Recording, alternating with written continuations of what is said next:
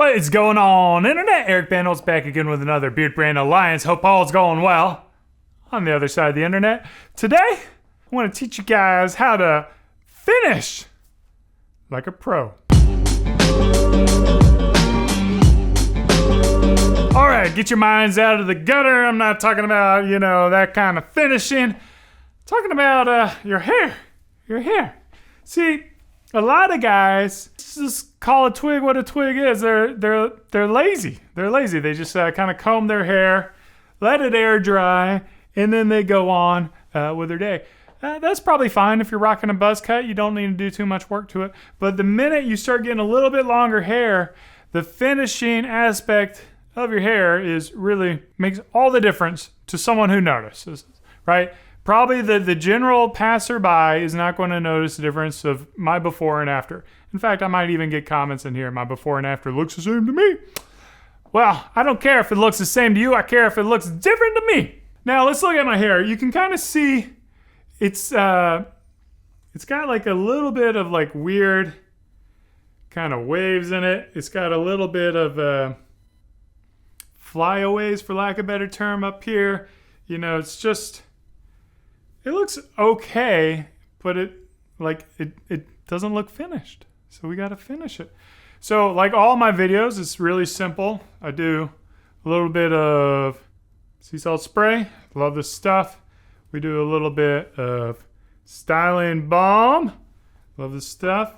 And then, I'm going to do a little bit of beard stuff. And then, of course, we get a comb. Can't get this one no more, but we do have some limited edition ones available on the store. I don't know, maybe we'll do a little bit of this. So let's go ahead and let me show you guys how I finish. All right, first things first. Doing a little bit of Mr. Rogers. Sea salt spray. A lot of people will just spray it straight in their hair. That's perfectly fine. I like to spray it in my hand and then apply it. You always want to shake it because we put clay in there that will settle at the bottom. And you make some waves with your hands. And then I'll spray like about 7 sprays. And normally when I'm doing 7 sprays, my hair is already a little bit damp. So I may actually spray a little bit more simply because my hair is dry. But I don't like to go too much because I've got finer hair. And if I got too much, I'll start to feel the product in my hair. And I personally prefer kind of more of a natural feel. So if you spray like 10 or 20 or 30 sprays, then you really start to feel the product in your hair. And I know guys like Berzinsky love that feeling and effect. He'll go like 3 or 4 days just using sea salt spray. But me personally, I'm kind of not that way. And then... Again, I have fine hair. I found about this much styling balm is what I like to apply.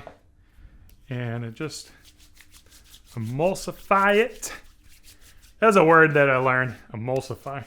It means like rub it in, make it disappear. So you emulsify it in your hands. And then what you want to do is you want to start at the roots. Okay. More products at the roots will always give you more volume. And what kind of guy doesn't need more volume? I mean, maybe a dude like Carlos doesn't need more volume, but pretty much every other dude out there loves volume. And that's what's great about the sea salt spray is like you got some fine hair, or maybe if you're losing some of your hair, like this just helps bring that density back up. So we are going to get the styling balm in. And then the next tool, the hairdryer. Now, before I get a good blow on, I would like to have kind of a strategy of what I'm going to do. Lately, I think I kind of want to go with a part on the side. I have 2 options. I can part this direction or I can part this direction.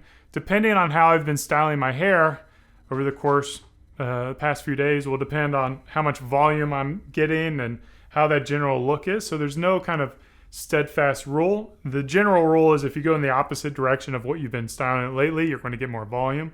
Generally, I'll feel it out. You know, I could do like a center part, but that's not really my vibe usually. And then I could kind of focus on blowing it backwards, kind of like more of a blown back look, or I could kind of focus more on like a, you know, kind of down side. So it's like coming in with a little bit of a strategy for how you want to style your hair is your best bet. Me personally, I feel like kind of a side part this way and down on the side is going to be my look.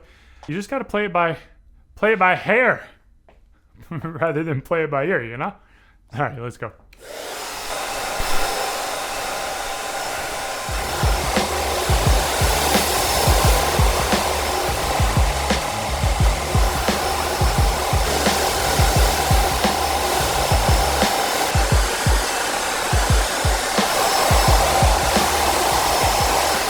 Okay, there wasn't a lot of moisture in my hair to begin with, so it dried a lot quicker than normal. What I want to do now is kind of lock in the place for the final finishing look. And what I do for that is I move the temperature from hot to cold. And then another alternative is you could press the cold blast on your hairdryer.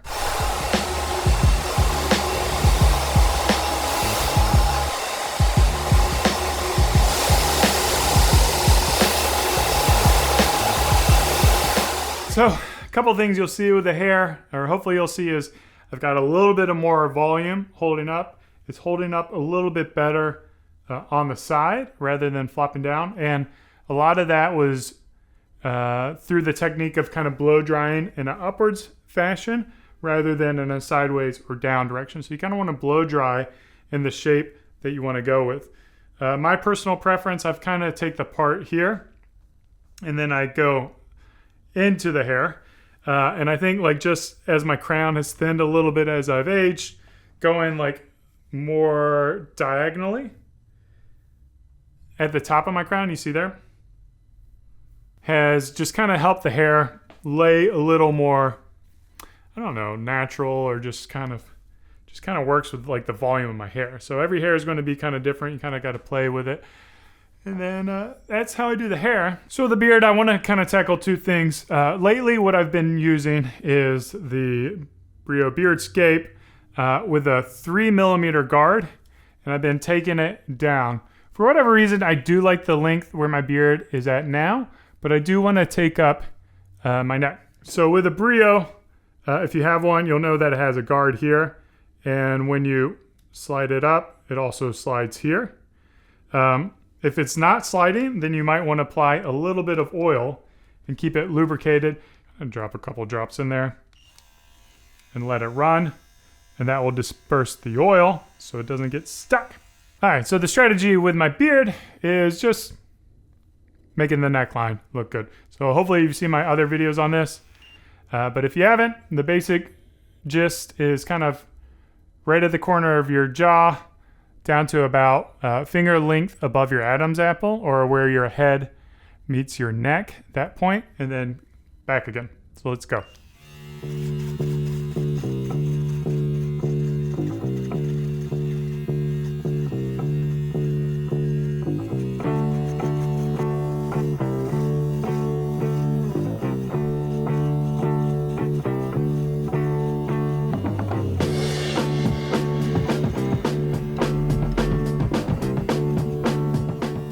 From there, it's a good idea to grab your Beardbrand brush and get all of these hairs off.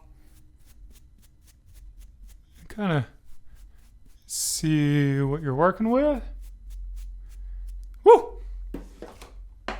You can also use your hand if you want. Personally, I like using clippers over razor because I tend to prefer a little more grown in look, or kind of like a scruffy look. So I'll do this probably about like once a week, once every couple weeks.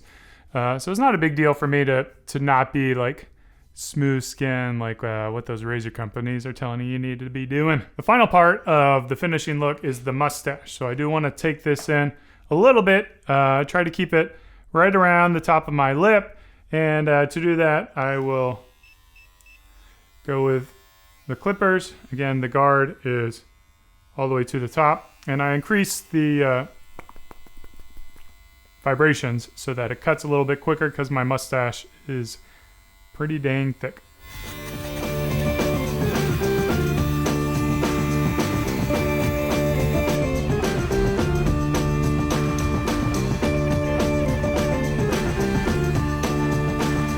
My strategy with the mustache is just try to have like a pretty straight line that is highest at the center point and it goes down. But what I want to do is make sure it doesn't look like a really straight across, like unnatural finish line. So I like to kind of soften it up. And the big thing is you want to brush your mustache to just make sure if there's any hairs that were kind of to the side that you'll be able to find them. The final part I like to do is grab my Beardbrand scissors. These are great little scissors, by the way. And then just kind of, in an upward fashion, just kind of like, the term is point cutting it. And what it does is it just kind of like softens up the look a little bit.